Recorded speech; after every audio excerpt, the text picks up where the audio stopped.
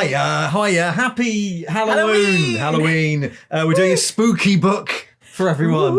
GOTHGHUL HOLLOw. Yeah, we're doing a proper look at its purple edging. It's very fancy. Yay. This is terrible for a podcast. Hi, welcome to the book club. I'm Barbarian. This is Mira. Hello. Hiya. Yeah, and welcome whether you're watching on YouTube or on the podcast, which does actually exist now. I've started uploading things to it. Maybe some people are even listening to it, but yeah, we have that. Shout out to the audio listeners. Audio listeners who are just listening to our voices. If you'd like to see our top half of a Halloween costume, then watch us on YouTube, I guess. Yeah. Yeah. We've really made a big effort. This is the most effort we've ever made. These are staying up till Halloween now. They're so this pretty. is it. This is what the room's like. Maybe we should just keep it. There's even a festive Halloween Nurgle in here. There is a little festive Halloween Nurgle sitting on a pumpkin behind us. Yay. There he is. Welcome to the book club. We talk about Warhammer books, I guess. Usually 40k books. Yes. This is the first Age of Sigmar book we've done. It's also one of the books that is chosen by Patreons. We did give them a very curated list of which this was chosen.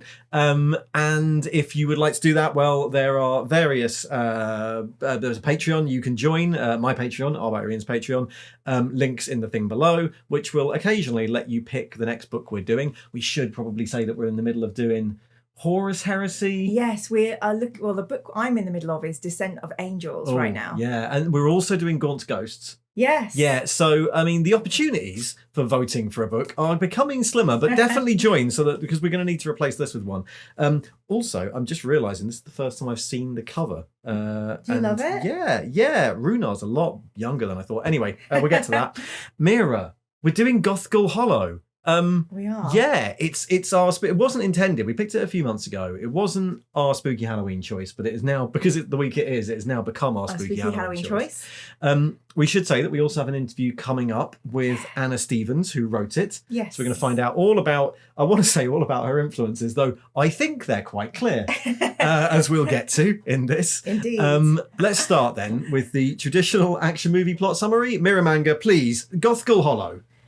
It's going to be scarier than our normal action movie updates because it's Halloween, so I thought I'd terrify everybody and sing. In a world where villages are beast fodder, every night is full of rain, foreboding and blood. Clasp your talismans to your chest and run! Join us as we sing. Out on the wily, windy moors attacked, we lose our spleens. You had a beast dog like my useless gun, too hot, too greedy. Bad dreams in the night. They told me I was going to lose the fight. Loads of this. It's all about my mothering night. Mummy, it's me, I'm a dream. Please come home, I'm so cold, let me into your...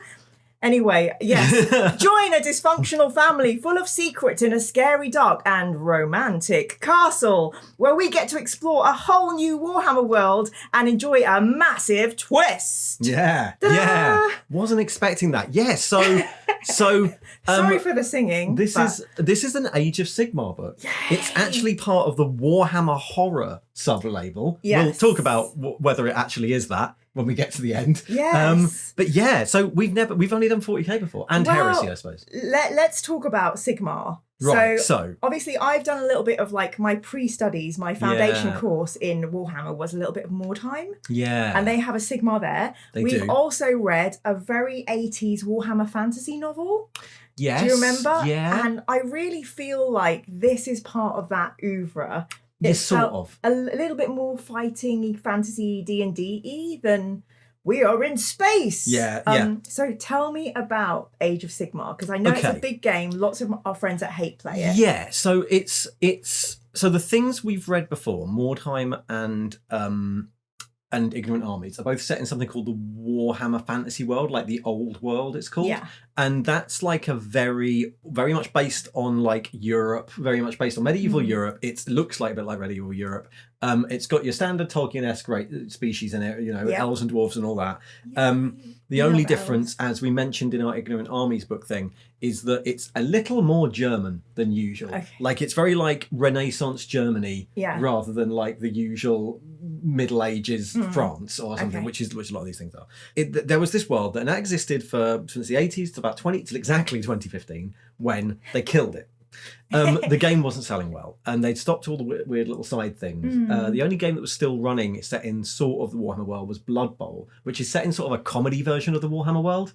Okay, yeah, so that makes sense. They killed everybody. And I guess what they did is they restarted the sort of fantasy end of Warhammer as this other game called Age of Sigmar, which took a lot of the elements of Warhammer fantasy and rewove them into like a new world. New rule set? Yeah, completely new rule set. Okay. Much easier game to get into because the game was just failing. All new minis, I'm guessing. All new. Some are still usable and slowly being updated. So they kept some of them.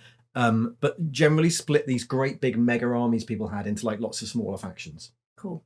Well, I think I like Age of Sigmar. It's quite good, isn't it? It's the way this vaguely works is the entire old world was destroyed, and then there was formless chaos. But however many years we don't know, Bloody and eventually chaos. all sort of that chaos, but also the sort of chaotic chaos, yeah.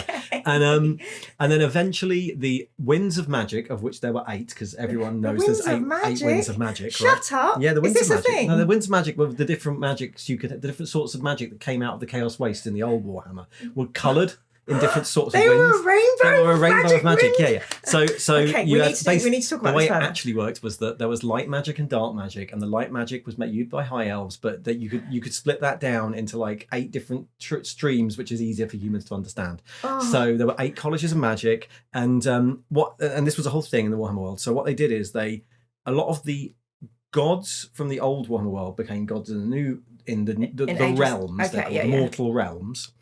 And a lot of the characters in the old Warhammer world became gods in the mortal realms that led factions. Okay. And there are 8 mortal realms, one for each thing of magic, one for each colour of magic. And this is set in Shyish, which is the death magic one. Oh, yes, because I wondered but there are about other that. ones, and the other realms like Ashki, which is the fire realm, and there are realm gates that get you between them, and a lot of the wars in Age of Sigmar are for control of realm gates. Got it. So that you can... that sounds cool. So there's Azir is the light place where Sigmar apparently lives, but he's kind of a god, and he has these big armoured suits of magic people called Stormcast Eternals who protect his lands, and there's Order people who fight for him, including like elves and dwarves and things. And then you've got Destruction, who often are in... There's everything's in every land, but there are different lands.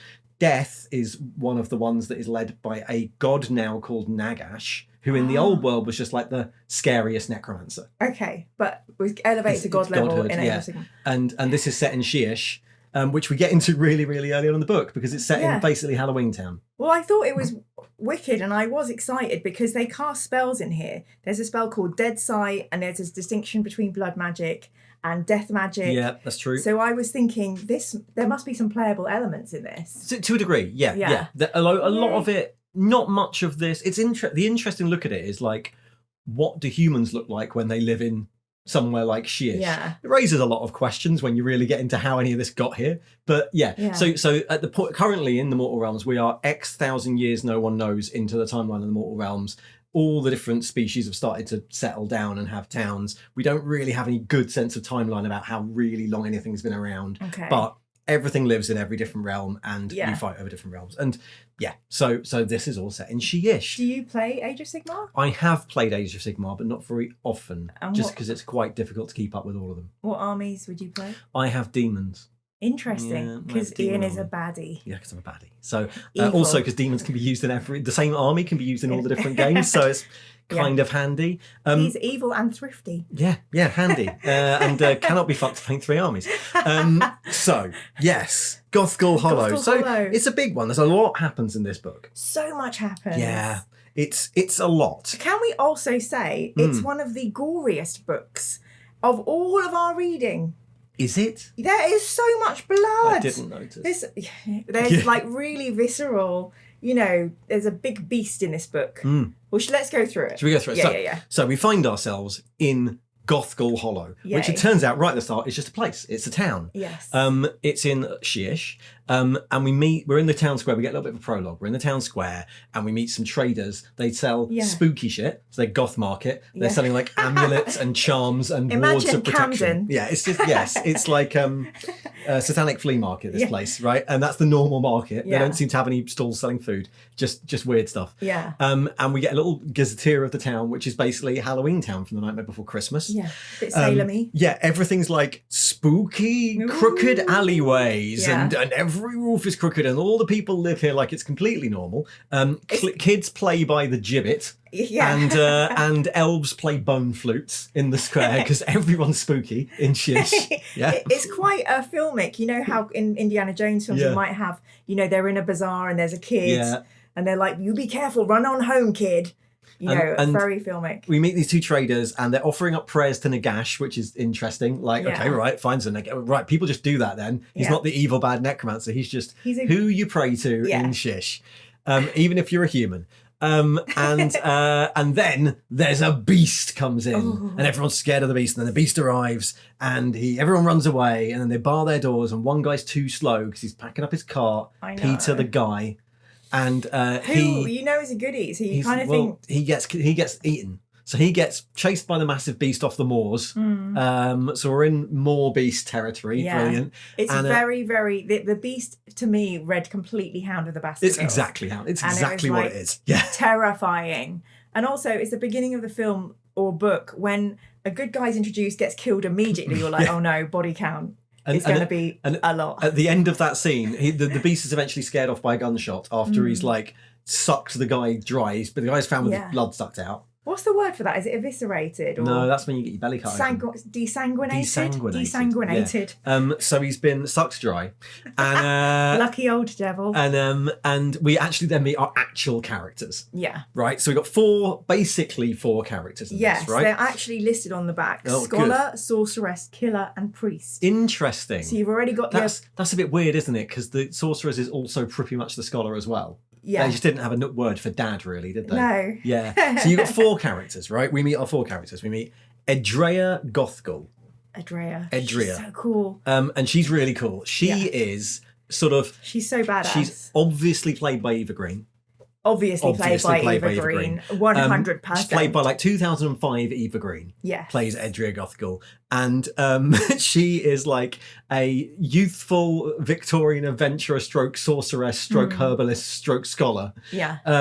Who is the heir to the GOTHGHUL mansion, which is at the top of GOTHGHUL Hollow. Very spooky castle. And she's a scary Victorian wizard. Magic practitioner. Yeah. Her mother, following in her mother's footsteps, very important. Her dad is Arik GOTHGHUL, who is an angry old man who treats her tells her off a lot. Yeah, he's a veteran. We find out why. He's used to be a soldier, but he's not anymore. Yeah. So we meet him. He's your grumpy old man. His mate Tiberius Grimm, who's like an old family friend and priest of Sigmar, I think. Uncle Tiberius. And then we get Runar. Who is Swoonar, who is the head mercenary. So he's like a sharpshooter because everyone's got guns in this. He's so all the weapons, best killer. It's all guns because we're set in Victorian Britain, and he's a sharpshooter and he's got a band of mercenaries. Look at the size of that gun they give him. It's a big gun. Yeah. So and we get a bit of backstory. So briefly, we find out that there's a beast. The beast has killed 8 people so far, all of whom have been sucked dry. Yeah. And she keeps a journal about it. And then also her mum, who I cannot remember the full... Hepzibah? She's called Zib by everyone. Yeah. But her mum, Zib, went mad at some point and died shortly after she was born, we're told. Yeah. And there's been coinciding deaths cyclically happening. This poor town is regularly invaded by chaotic things happening and loads of people dying. And they don't know what it is.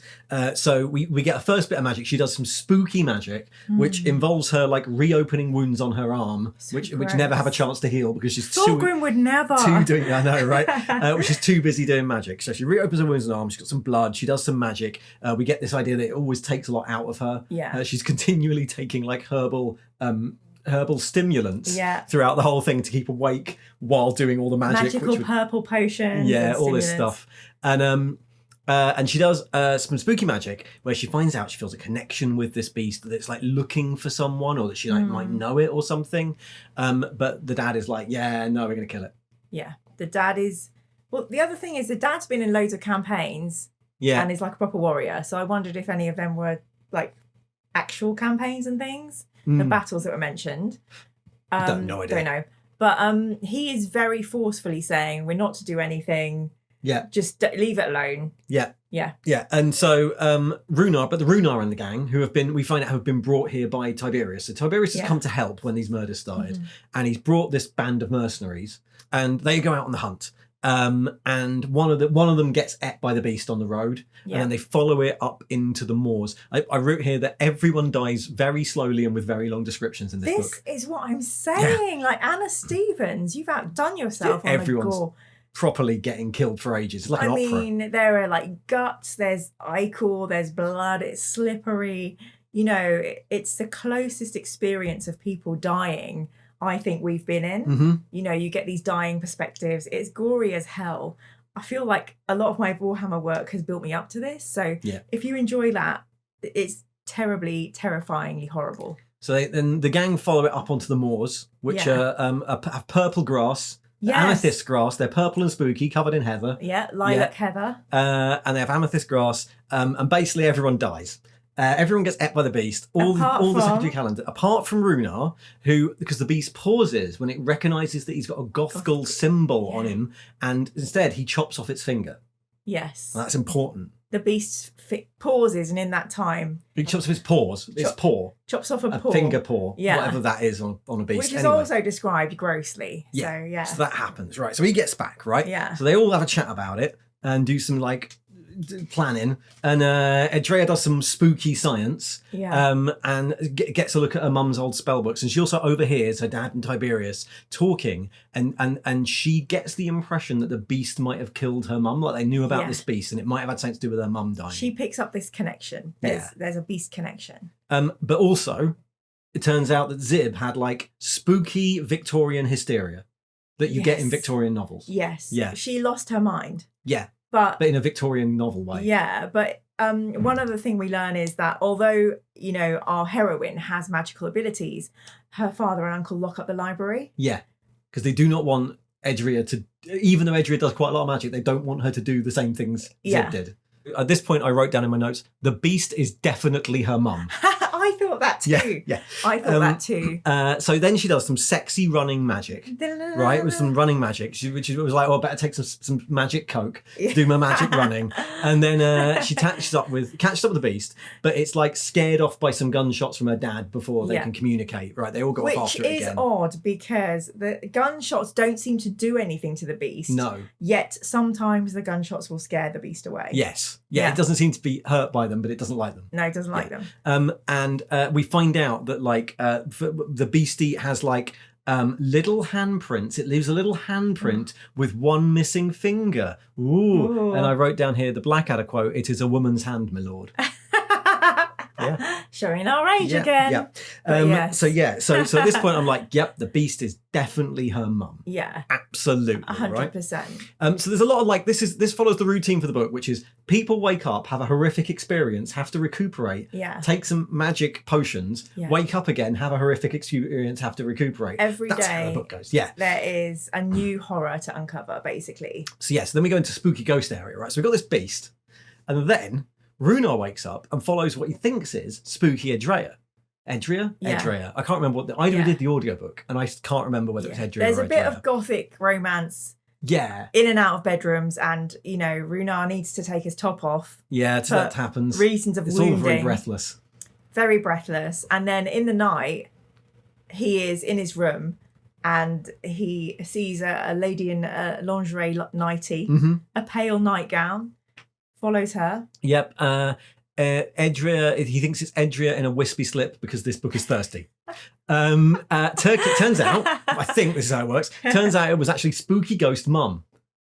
Yes. Yeah, so it's spooky ghost mum, and there's like a brief hubbub in the house, and everyone leaves except eventually leaving Runar and Edria together, who they get another sexy, oh no, take me away with you. This place is horrible. I'll just leave with you. And they almost kiss, but then they can't because it's a tragic Victorian novel, so they can't do that. And then the ghost returns and ends up leading Edria to a picture behind which has a small magic amulet hidden in it, which is obviously from a moment. It's in this little tiny weird room she didn't know about before, which has a lot of memories in it. I've written here that this is when she starts taking lots of spooky coke to stay awake. Yes. And this is another great gothic trope, the hidden room with a secret, the ghost leading you to the secret. The ghost sort of scratches everybody, so leaves its mark on everybody, which is like 4 scratches, which is interesting. Oh.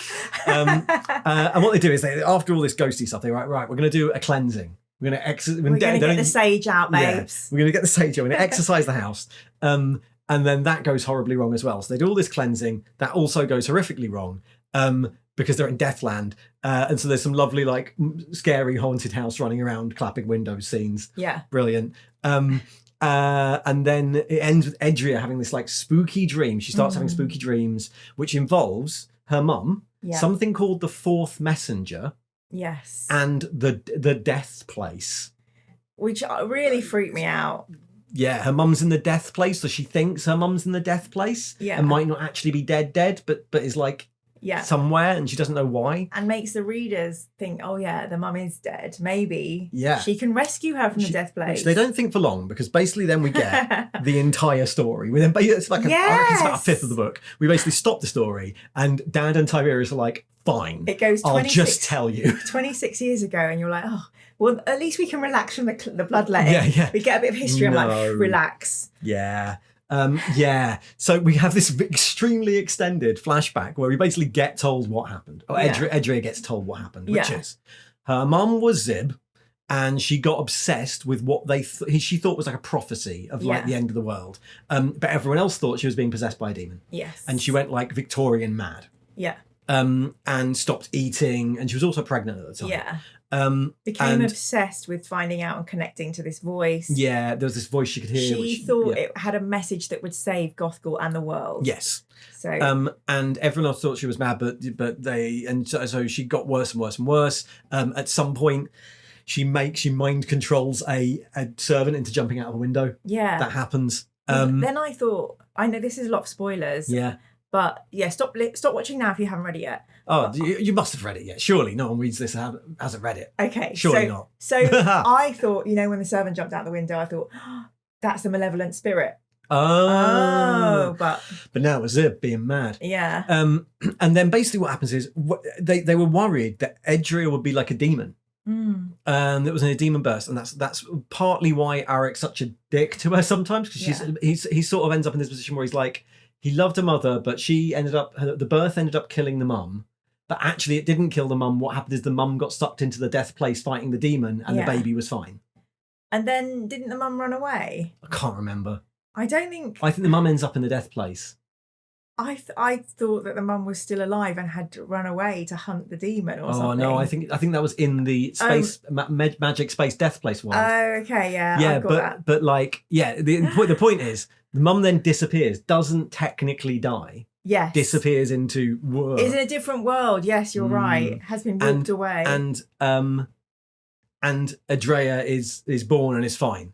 And then essentially they do a load of. There's basically after that you get a big last sequence. But sorry to interrupt. But can we just note there is a scene where a sorceress is trying to tackle a demon while giving birth. That's true. Yeah. And have you ever read anything like that? No, it was pretty intense. She's zapping in and out of giving birth and trying to fight this demon with sorcery, and I was like, blew my mind. Mm-hmm. So yeah. So then essentially everyone has a big chat for a while after that. Yes. After having the big this is what actually happened 25 years ago and we didn't tell you. And this is why Tiberius is back so often to try and cleanse the place. And this is why your dad's always really worried about you using the spell books and all this sort of stuff. They basically do a load of spooky science and talking about what they're going to do, as well as drinking lots and lots of tea, awful lot of tea, gets drunk. Yeah, which we like. Which we like. Good at that. Yeah. Yeah. And this ends while this is happening. The beast is coming back to the town, and there's people dying, and they've got the beast outside, and what's going on? Yeah. And they basically come up with this plan to summon the beast. To be honest, I get a bit confused here. What was going on? The plan was they were going to do 7 magical circles. Yes. Or 8 now, which makes sense if you said about the different things. Get the beast into the room. Yeah. And trap it there. Yes. But what they get is not the beast. No. What they get is a teenage girl. Yes. Who turns out to be like a snuggle vampire. A snuggle vampire. Yeah. She's like a little vampire who just wants a little bit of blood while having a cuddle. Yeah. And I can't remember if that's the beast or if it's the mum or if the mum's the girl. The mum's not the girl, but what's the demon? The mum is out of the picture. I got confused here. The beast might have been the 4th messenger. Yes. And then the girl was Genevieve, the vampire from the 90s. Apparently. Even I know who Genevieve is. I haven't even read the book. No, so. I've only heard the name. And I was like, it really threw me because I was like, there was a point near the end of the book, it's only like 10 pages before the end, she pops up and you're like, oh, this doesn't feel like it's ending quick enough. And also, why is there a little girl, a teenager there? I know. And is this anything? And I always thought this was a standalone. And then it's like, oh, it's Genevieve, the vampire. And then she's like, right, I'm Genevieve, the vampire. We've got a mission to do and you're all going to help me. End of book. And I'm like, oh, it's the first in a series, is it? And do I need to read Genevieve now? So that's what happens in GOTHGHUL HOLLOW. It's brilliant. I wasn't completely sure what was happening at the end. Well, this is what Ian was saying about a snuggly vampire. So this is Adria with the vampire. She raised her hand, unsure whether she was going to push the creature away or drag her closer, bare her throat for her, offer her everything. When the vampire pulled her teeth out of Adria's arm and let it fall, she rocked back where she sat on the sorcerer's stomach, a long, low growl of pleasure easing from her mouth. She made another noise, this time small and sleepy, her features going slack and contented, and then she curled up on Adria's chest as if for a nap, her thin limbs spidering around the other woman. After all that drama and people are going to be about to die. Also, sorry, Adria does say you're the fourfold herald. The fourfold herald. Yes. That's what I didn't write down. Okay. What is that riddle? And basically they just say some bad stuff's coming. Which we have to, presumably, is going to be resolved in episode 2 of the Morngul's. There's another name for this that isn't on this book. Tales of Merghast. Tales of Merghast, yeah. Did not know. So that's how the book ends. It's like, well, hey, it's actually the first in a series. Yeah. Did not know that. So we like.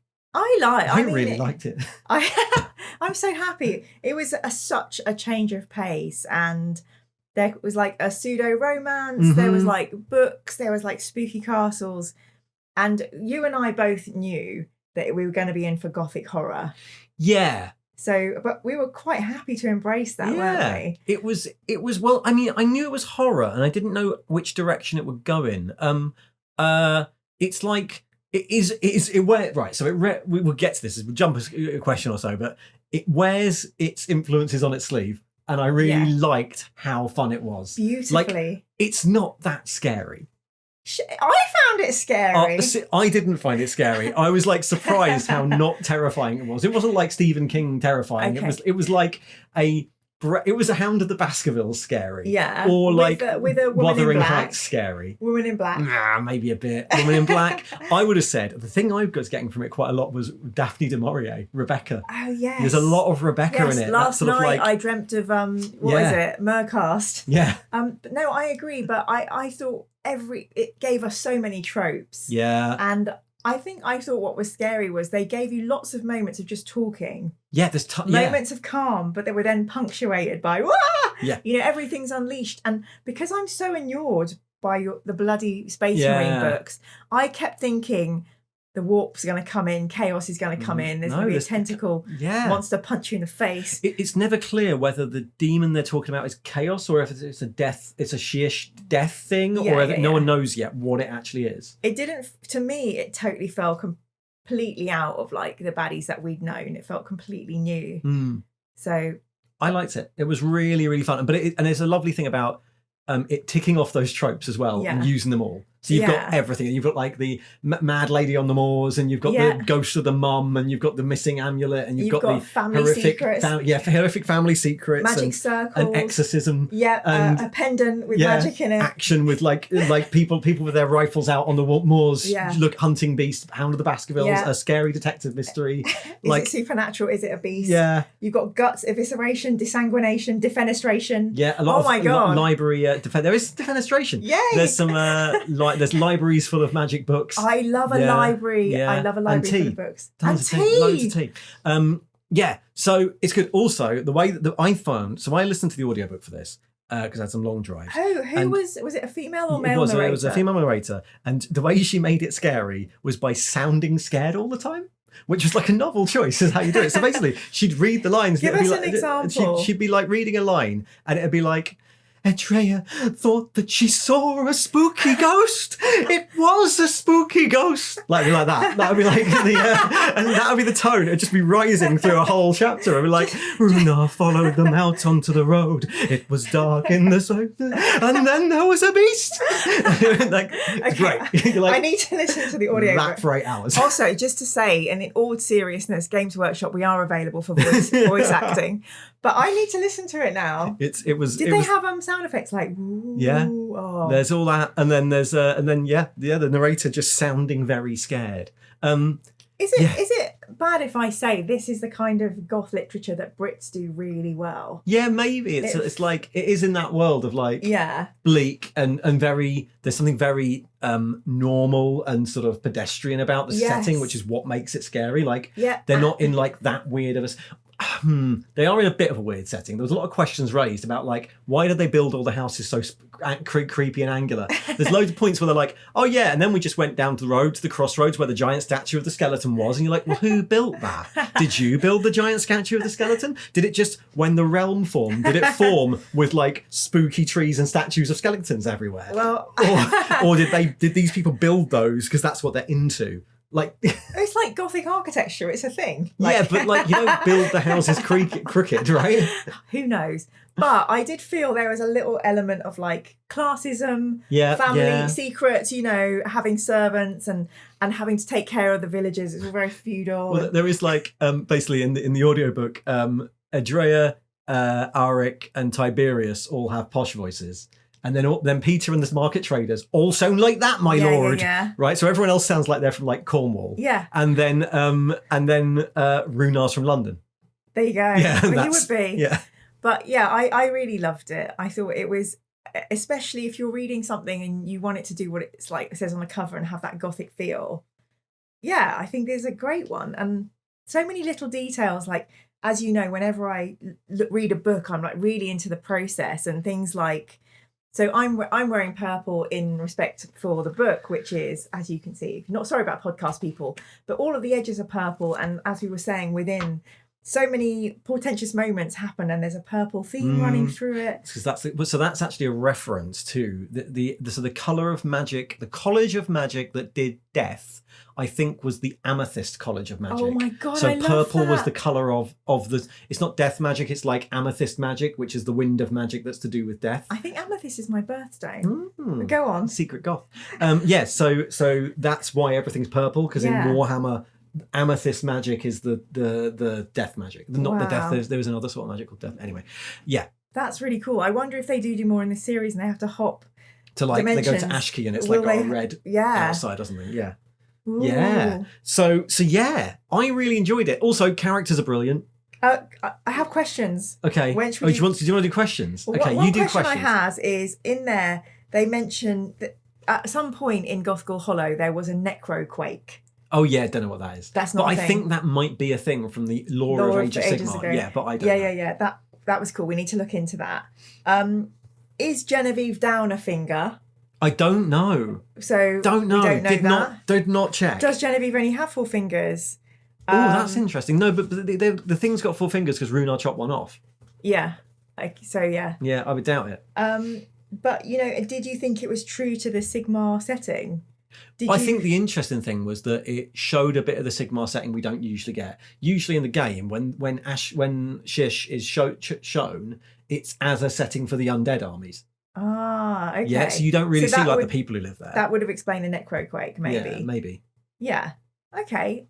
Yeah, Right. yeah. So that's it. It's really good. I really enjoyed it. I really enjoyed the characters. I really enjoyed it's 2005 Eva Green doing Rachel Weisz and the Mummy. I really loved all the characters too. Yeah. I thought the dad was a good flawed dad. Yeah. She was a great heroine. So was her mum. I like the Runar thing of like, I've decided to do this and I'm stuck. And they keep occasionally, they're like, well, you can just go because, this is like way beyond your pay grade. Yeah. And he's like, he fancies Edria. So he's like, well, no, I'm going to stay here. Yeah. And then there's a load of points where Tiberius and Arik are very casual about the danger to Edria. Edria is extremely casual about the danger to herself. And Runar's the only one being like, maybe that's a bad idea. I know. And Edria does so much bloodletting. I mean, she doesn't have any blood left. She wouldn't have any blood left, but... Yeah. We did ask for questions on this, and we have got them. Ooh. Which we haven't done for a little while. Let's have a look. Who's first? So Alexia says, did you enjoy your first outing into the mortal realms? Do you think the novel made good use of the setting, at least from what Ian may have known about previously? And has this book made you interested in checking out some other Age of Sigmar novels? For me? I mean, I think Age of Sigmar might be a good setting for me. Yeah? Well, It is, yeah. There's elves, there's dwarves, are there space marines? There's no space marines, but there are these things called Stormcast Eternals, which are like... Are they Necrony? They're space marine. Okay. The Necrons are basically space undead. Okay. Right? So Necrons are space undead. Yeah. So the undead are undead.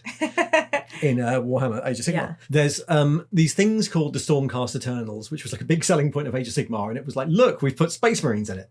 And what the plot is, Clever. Sigmar sort of forged these realms, and Sigmar's trying to make them all light, and Sigmar's a bit of a god emperor sort of godlike figure.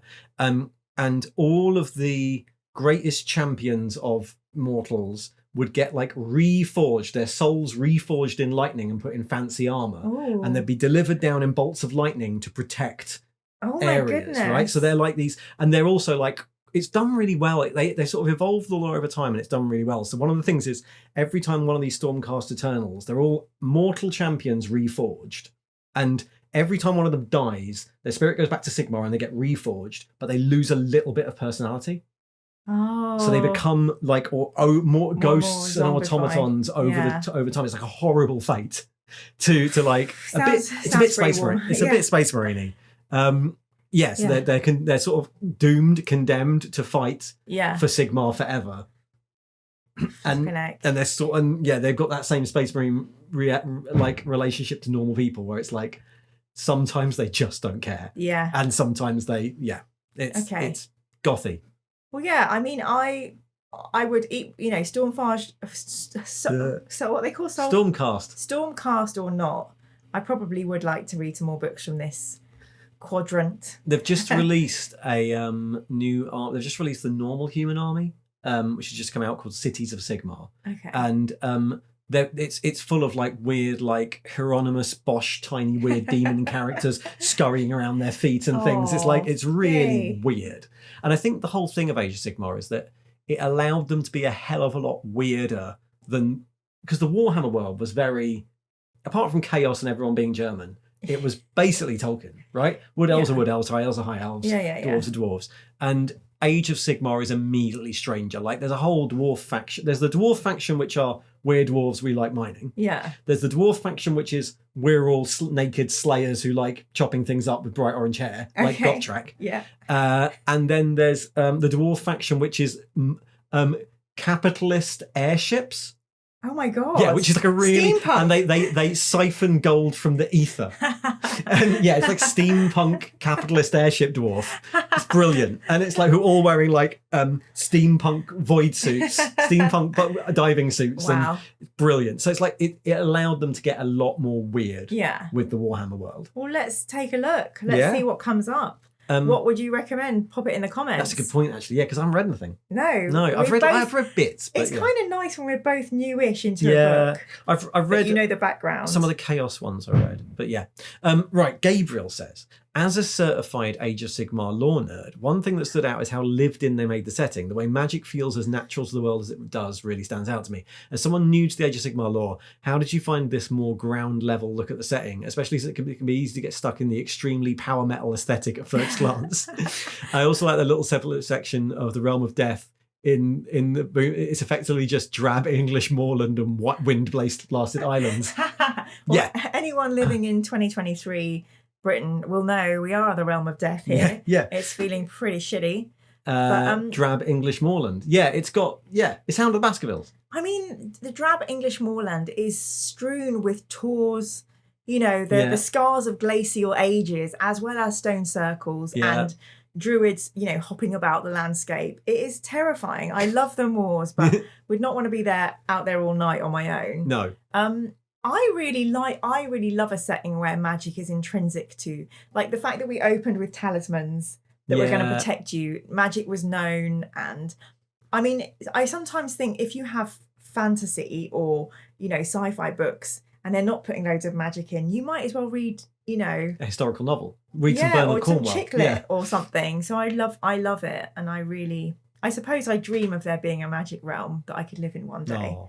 So even a spooky death one where everyone's a goth. Well, I might find my own protector, my mercenary. Yeah, a Runar. He'd chop off a finger for me. I mean, we don't actually find. Well, no, I was expecting them to elope at the end, and then of course now there's another 10 books or however many there's going to be.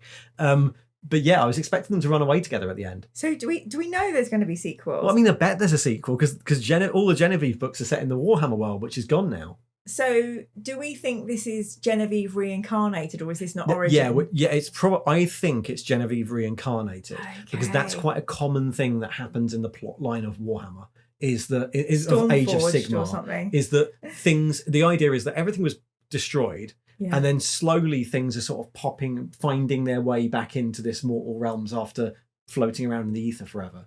So and I think there was a big campaign that might be something to do with the Necroquake when they did a big reveal of all the death armies. Was when maybe they were like, right, Nagash is back now.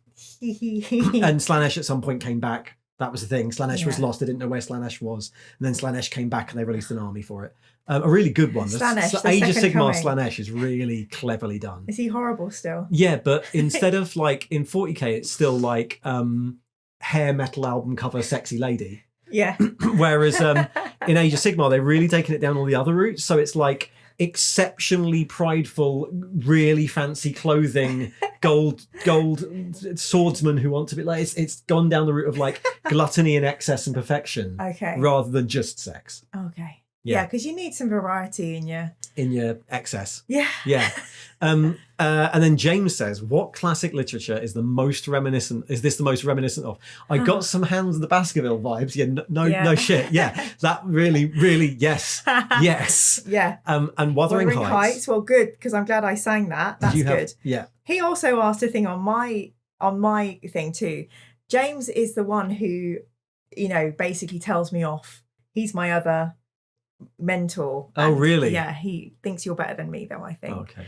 Which is true. But I'm glad he said Wuthering Heights because otherwise I'd have sung for no reason. Yes, fair point. Yeah, no, it's basically any Bronte. Yeah. So it is it's any Bronte.